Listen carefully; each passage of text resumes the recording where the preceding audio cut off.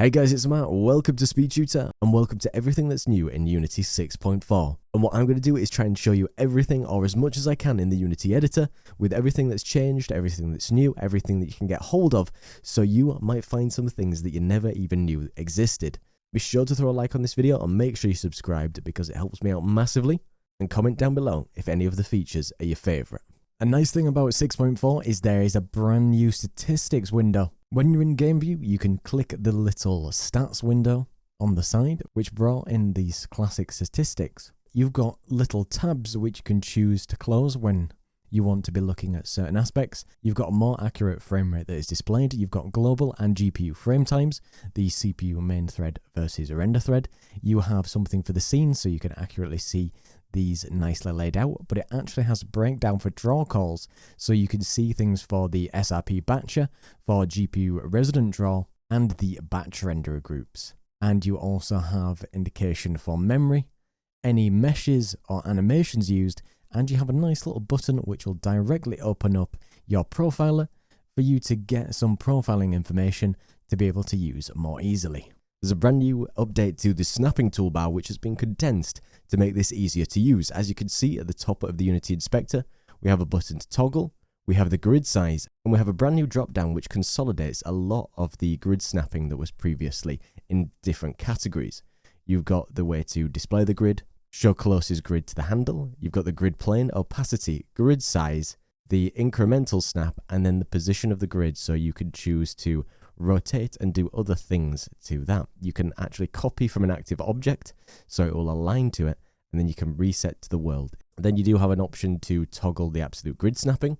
You have the incremental snapping on and off, then you have the incremental snap size, the toggle angle, the incremental angle snap size, the toggle the snapping on and off, and then the snap scale multiplier. You can right click any object in your scene, go to grid, and you can move to active position rotation or via the handles and reset directly from there. There is a brand new tools drop down in the global, local, and grid that if we, let's say, rotate our grid and you could see it move, the movement handles wouldn't be aligned with this grid. Now what we could do is in that tools drop down, if we select grid, you can see that then our objects are directly aligned with our grid.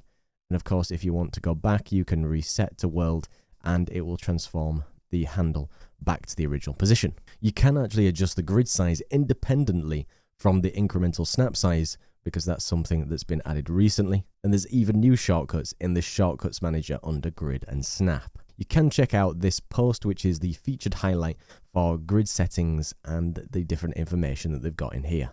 If you're somebody who likes build profiles, in File Build Profiles, we've got some interesting changes here.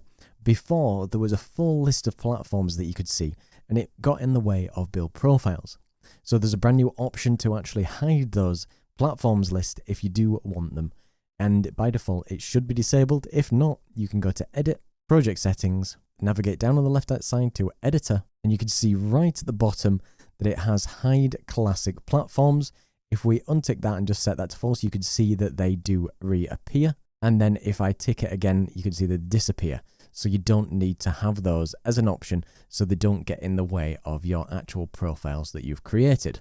They have reorganized the Add Build Profile. So when you click that, there's now a nice categorized list of exactly different things for different platforms. So we've got desktop, XR, web, console, industry, servers, and mobile. There's brand new improvements to the mesh LOD system. If you select any mesh from your project panel, if you go to the inspector of the import settings, down to generate mesh LODs, make sure to hit apply. And if we go to any part which has a mesh renderer, you can now see a brand new mesh LOD slider that you can slide, and you can see where the transitions happen and how far away it does work. Now, if you can see, we can use the LOD selection bias, and as we move this, the LODs do move in earlier or later depending on what's appropriate to your system. Or when you choose to override levels, you can set one level to be the appropriate level depending on what you want, and you can see this in a nice visual way with that good slider. The Project Auditor is now a built-in package in 6.4, and if you navigate to Window, Analysis, and you navigate to the Project Auditor, the project auditor scans all of your project and looks at all the assets, the textures, the code, all the settings, and gives you hints and tips on how to make improvements. I do actually have a full video on my channel if you want to check out the full details about Project Auditor, and I'll link that down below to help you out. You may need to click Install Rules or update them on your first run of this. But then once that's done, you can click Start Analysis. But once it has scanned your project, you can find that it gives you hints and suggestions on the top 10 issues. If you select one of them, you can find details and recommendations along with more information and documentation. And then on the left-hand side, you have options to check out code, assets, shaders, project, and build. And you do have to make sure that you do make a build to be able to get insights into your build size and separation. Now, Unity do support Microsoft's brand new direct storage, which is faster asset loading and reduced CPU overhead, specifically for asset types currently like meshes, textures, and other entities, and it utilizes high-speed storage drives to make this happen.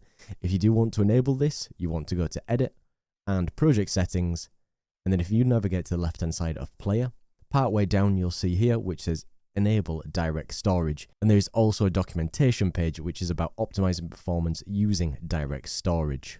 For 2D, we've got custom rendering and post-processing. So if you're using URP, you can now extend rendering processes in a 2D project. You can create custom render passes in C# and inject that into the URP frame rendering loop. And you can check out the custom rendering and post-processing for 2D in URP, and it'll give you more details on updating the render path for this. You can now create sprite atlases at runtime, so you can create them using the Sprite Atlas Manager.create Sprite Atlas, and you can check out this Sprite Atlas documentation page if you want more information. There is brand new drag and drop support for terrains. If you make sure you're on the Paint Terrain tab and the Paint Texture, you'll find terrain layers here, and normally you would have to use Edit Terrain Layers and add them manually, but now you could just create your own by using right-click Create. If we choose Terrain and create ourselves a basic terrain layer, we select back on our terrain, we can add this layer straight in here or anywhere within this panel in the inspector, and it will add it nicely. There is also added support if you go to Settings. Normally you would need to add a material here to change the terrain's material, but in this case you can actually drag a material straight onto the terrain here. And you can see that now my terrain material is changed to simple lit. It will give you a warning if it's not the correct shader, and you can apply the correct one. If you're interested in anything to do with animation, you can evaluate the entry of transitions when you're starting a state machine. So now state machines can start with a non-default state, and that stops the 1 frame delay in the animator when it needs to have a transition from a default state to another state. And if I create myself a brand new animation controller, I just got that here in the inspector, you can see there's a brand new evaluate transition on start which will be ticked, and in existing versions or existing projects it may well be unticked, so you can tick that if it's interesting to you. If you're somebody who's interested in ECS or the Entity Component System, 6.4 has all the implemented packages, or it's now a core package. If you navigate to the package manager, navigate to Unity Registry, if you select ECS and packages included, it now comes with the entities graphics, and if you scroll a little bit further down, you will find collections, you will find mathematics.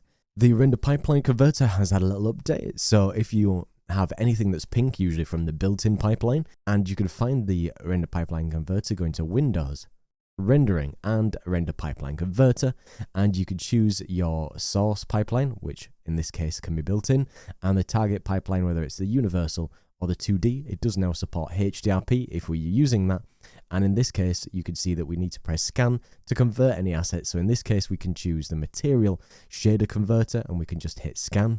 Once it's scanned, it'll find materials that you might have been looking for, and then you can just press convert assets, and then it will have a green tick on everything that's converted. Do be aware that these rocks were using a custom shader to begin with, but I was just showing that we can fix the pink look of a shader, which would be incorrect otherwise. If you want to decrease your build size, if you navigate to Package Manager, you can see that on the left hand side in the built-in, you'll see Physics and Physics 2D. You could choose to disable these two packages at the top of the Package Manager if that is important to you to save some build space.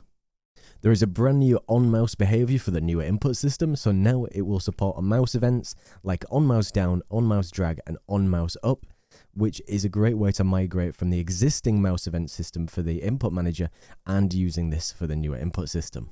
There's a brand new terrain properties node in the shader graph for terrain lit shaders. So if you right click, create a new node, and you can go down to terrain, you can find terrain properties. This is a brand new node where you can pass input properties from actively rendered terrains. There is improved PSO tracking and warming, and this is a new function called graphic state collection, which improves this process. And if you do want more information on this, you can find the webpage which is tracing and warming up PSOs, and they do have the introduction, trace, warm, and an example. Unity have updates to the adaptive performance features, so it's an improved workflow and redesigned UI for creating custom scalars and adaptive performance providers. You can check out more information on creating custom scalars in the documentation, where you create a scriptable object with the scalar profile to be able to start using it. And if you do want to enable it, you can go to Edit, Project Settings, and it has its own tab called Adaptive Performance, and you can press to enable. And you do have the ability to enable the basic provider, and if you go to basic, you can find the scalar profiles, and you can even add new scalar profiles to be able to use this.